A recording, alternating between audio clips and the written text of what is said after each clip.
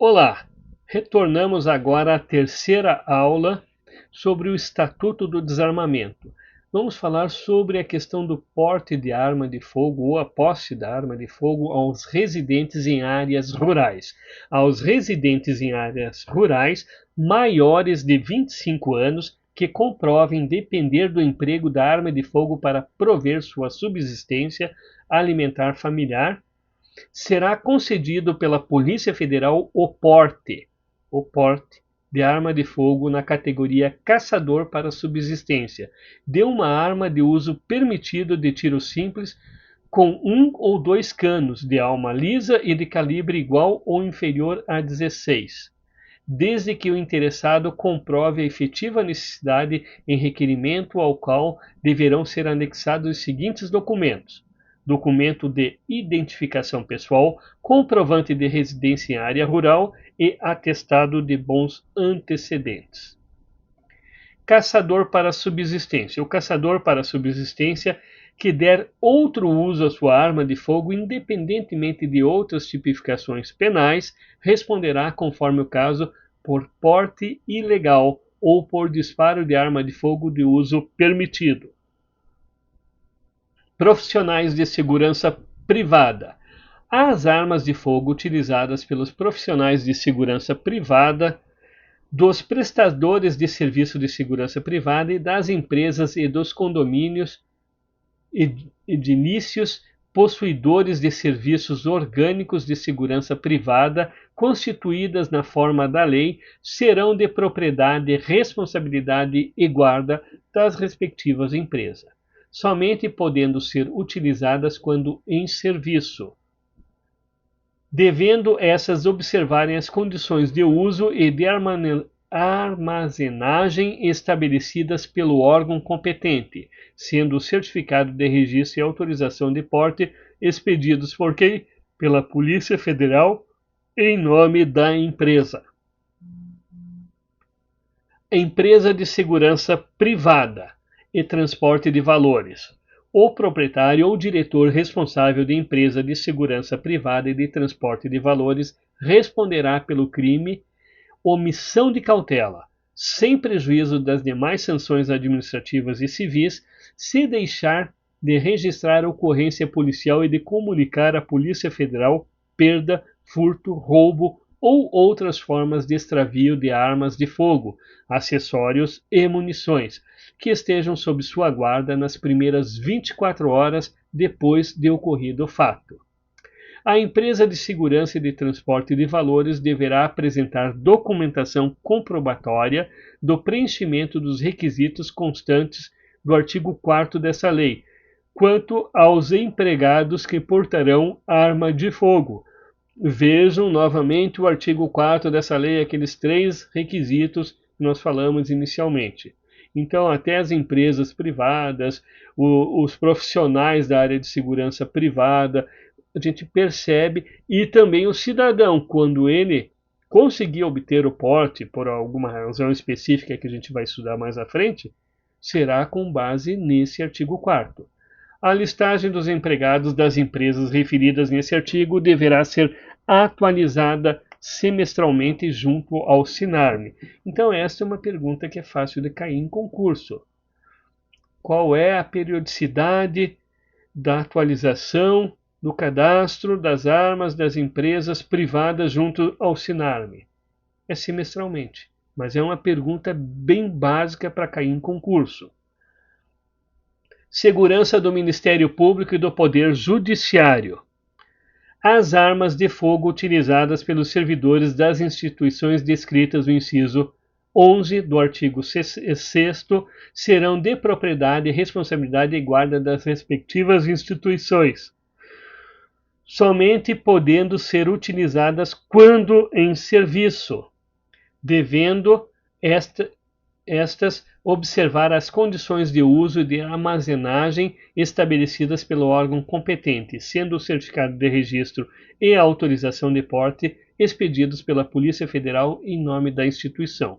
Os tribunais do Poder Judiciário, aqueles do inciso 11, descritos no artigo 92 da Constituição, e os ministérios públicos da União e dos Estados para uso exclusivo de servidores de seu quadro pessoal que efetivamente estejam no exercício de funções de segurança na forma de regulamento a ser emitido pelo Conselho Nacional de Justiça e pelo Conselho Nacional do Ministério Público. Aqui cabe o parênteses que é 50% desse efetivo que poderá usar o armamento.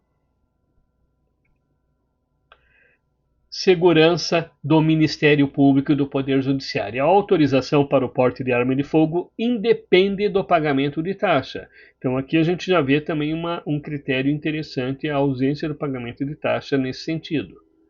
O presidente do tribunal ou chefe do Ministério Público designará os servidores de seu quadro pessoal no exercício de funções de segurança que poderão portar arma de fogo, respeitando o que? O limite máximo de 50% do número de servidores que exerçam funções de segurança.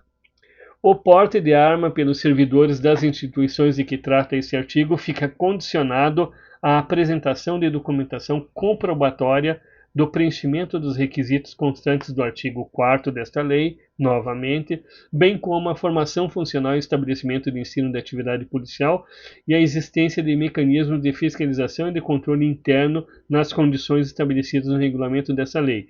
Lembram que eu falei que nós estamos criando uma nova polícia, agora a Polícia Judicial? Por quê? Aqui já fala sobre a formação ensino de atividade policial, em estabelecimento de ensino de atividade policial. Então a gente já percebe o mesmo requisito que se colocou para as guardas municipais, para os agentes prisionais, atual polícia penal, também está inserido aqui para a equipe de segurança do Ministério Público e do Poder Judiciário. Isso já é o início de tornar ela uma polícia a mais, como várias outras polícias que existem. Eu digo isso pelo seguinte: nós temos uma PEC 18 que reclama-se de tudo, principalmente sobre a possibilidade da Guarda Municipal passar a ter a denominação de polícia. Mas, curiosamente, quando a gente olha assim, tudo quanto é instituição está virando polícia. E a polícia real, que surgiu, a primeira força de segurança do mundo, essa é a mais podada, a mais tolhida e a mais escrachada no sentido de que tudo é mais difícil. Eu sei que vai chegar lá porque a população merece e necessita de segurança pública de excelência. Mas é só um adendo assim para a gente perceber a importância que é fazer o lobby ou estar no local certo. A gente encontra polícia com todas as denominações no Brasil. E a polícia real a gente encontra a dificuldade para trazer essa nomenclatura. Então é somente este adendo. As instituições de que trata esse artigo são obrigadas a registrar a ocorrência policial e a comunicar à Polícia Federal eventual perda, furto, roubo ou outras formas de extravio de armas de fogo, acessórios e munições que estejam sob sua guarda nas primeiras 24 horas depois do ocorrido. Então vejam aqui um fato interessante, nas primeiras 24 horas após o fato ocorrido.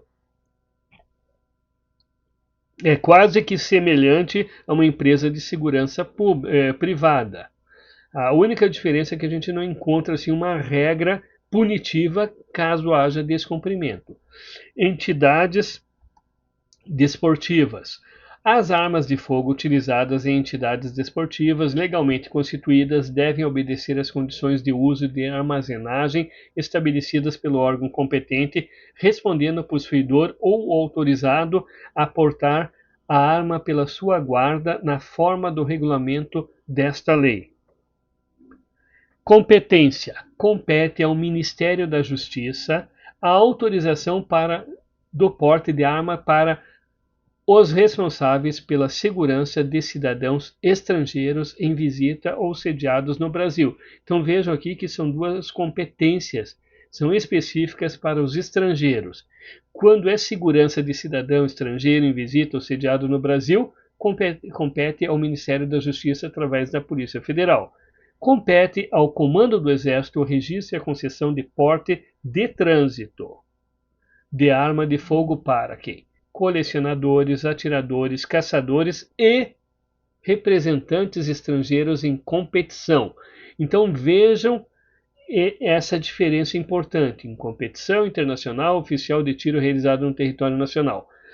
Quando a gente fala em colecionador, atirador, caçador e representante estrangeiro em competição, comando do Exército, porque será uma concessão de porte de trânsito.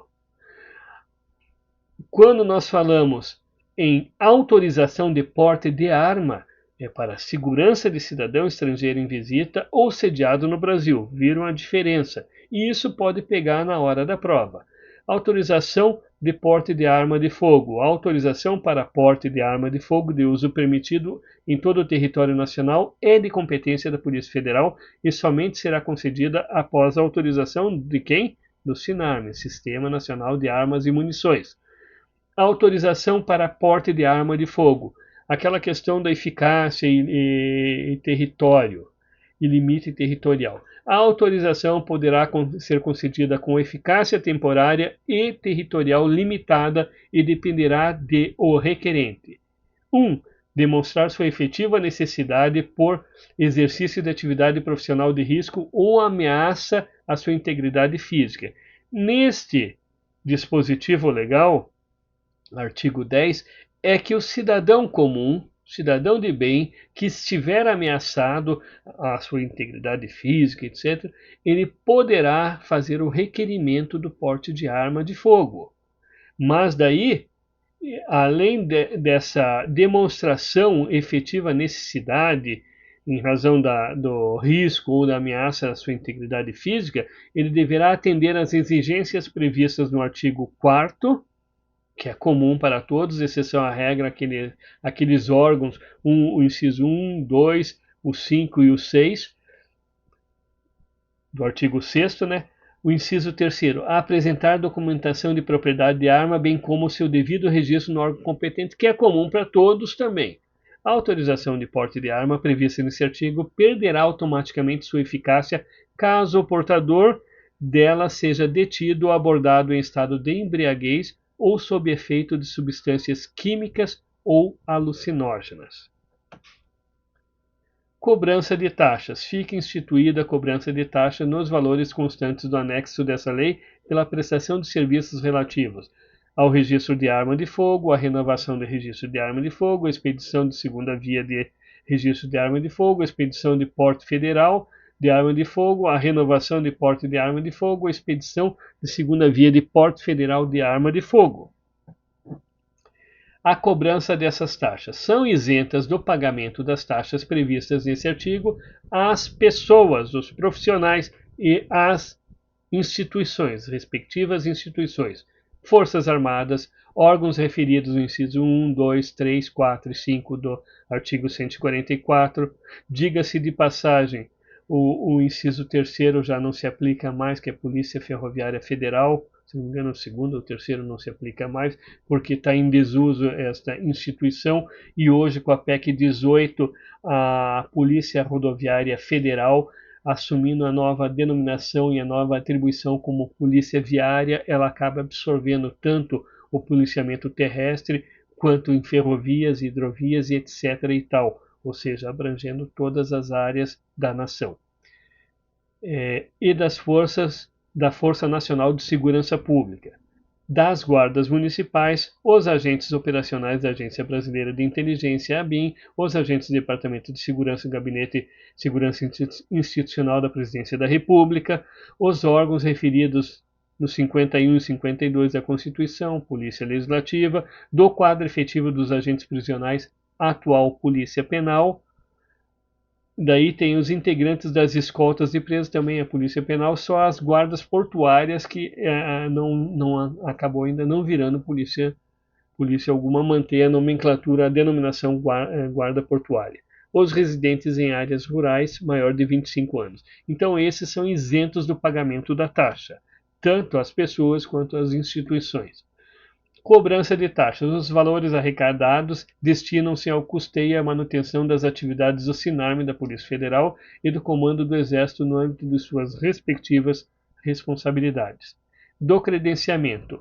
O Ministério da Justiça disciplinará a forma e as condições do credenciamento de profissionais pela Polícia Federal para comprovação de aptidão psicológica e da capacidade técnica para o manuseio de arma de fogo. Na comprovação de aptidão psicológica, o valor cobrado pelo psicólogo não pode exceder o valor médio dos honorários profissionais para a realização de avaliação psicológica, conforme item 1.16 da tabela do Conselho Federal de Psicologia. Na comprovação de capacidade técnica, o valor cobrado pelo instrutor de armamento e tiro não poderá exceder R$ 80, acrescido do custo da munição. A cobrança de valores superiores aos previstos no parágrafo 1º e nos parágrafos 1º e 2º deste artigo implicará o descredenciamento do profissional pela Polícia Federal. Ou seja, existe um credenciamento que é feito e esse credenciamento, caso haja um descumprimento por parte do profissional, ele acaba sendo descredenciado e para de prestar esse serviço de avaliação ou psicológica ou de comprovação de capacidade técnica. E assim chegamos ao final do terceiro tópico sobre o Estatuto do Desarmamento. Até a próxima aula. Um forte abraço a todos.